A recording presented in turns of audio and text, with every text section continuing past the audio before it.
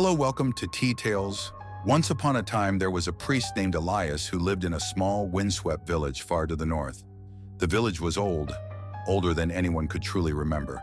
And during the long winters, the villagers huddled behind heavy wooden doors while storms howled through the forest. It was a place where people said something strange always lingered in the air, something that couldn't quite be explained. Elias was not a beloved man. He was stern, bitter, and spoke more often of God's wrath than his mercy. His words tore people down rather than lifting them up, and many attended church more out of fear than faith. Behind his back, they whispered about him. Some said he had never smiled, that his eyes were as cold as the winter frost. Others claimed he was cursed. He had no children, no wife, and those who remembered his youth swore he had always been alone. It began during the coldest winter anyone could recall. Sheep froze in their pens, wells turned to ice, and for many food grew scarce. Elias, a devout vegetarian, refused to eat meat for as long as he could. But hunger does not care for principles.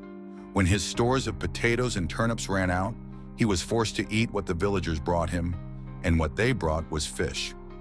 One Sunday after the service, a few farmers offered him a bucket of perch, freshly caught from the frozen lake. Elias accepted the gift without a word of thanks. He shut his door behind him and wasn't seen for several days. It was during that time that he began to speak of strange occurrences in the rectory. At first, it was small things, objects going missing, footsteps at night. He claimed he heard a voice when he prayed, a soft, rasping voice, faint at first, but it grew louder with each passing day. The voice began to ask for things. At first, it wanted little, a place at the table, a bowl of soup. But soon the demands grew darker. It wanted a piece of his heart, a place in his mind. Elias rarely spoke of these matters, but one of the church wardens later shared a troubling conversation. One evening, the priest confided that something had latched on to him, something he could not shake off. He looked like a man who hadn't slept in weeks. It was also around this time that he cut his finger on the fin of a perch.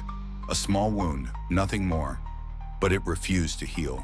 His finger swelled, and the redness crept up his hand and wrist. Yet he refused to seek help, muttering that it was his burden to bear. Everything came to a head on a Sunday after Epiphany. The rectory stood dark and silent when the church warden came to check on Elias. The door was locked from the inside. When they broke it down, what they found was something no one wished to speak of. But the story spread nonetheless. Elias lay on the kitchen floor, eyes wide open, mouth agape. A small fishbone was lodged deep in his throat. He had choked, but that was not the most unsettling thing. The strangest part was his hands. Both were blackened, as though something had burned him from within. And in his left hand, he clutched a fragment of bone, thin and sharp as a needle. No one knew how it got there, or what it meant. When they dug his grave, they uncovered something else. Deep beneath the earth, on the third strike of the spade, lay an old bone. It was not human, nor was it from any animal they recognized. The man who touched it swore it was colder than ice despite being buried for years. After Elias' death, the rectory was never quite the same. New priests came and went, but none stayed long. They complained of strange dreams and shadows that flickered at the edge of their vision. And in the kitchen, where Elias had died, there was an odd phenomenon. Any plate placed on the table would crack in two. But that is not the end of the story. A year after Elias' death, the church warden who had found him vanished without a trace. He left no letter, no clue. Yet a shepherd passing through the woods claimed to see a man resembling the church warden. The man stood by the frozen lake where the perch had been caught, but he was not fishing. He held something in his hands, something that glinted faintly in the moonlight. A small fragment of bone, the shepherd said, thin and sharp as a needle. And even today, if you stand near the old rectory on a cold winter night, you might still hear it, a faint, rasping voice whispering from the darkness. A place at the table, a bowl of soup. Thanks for listening to this story.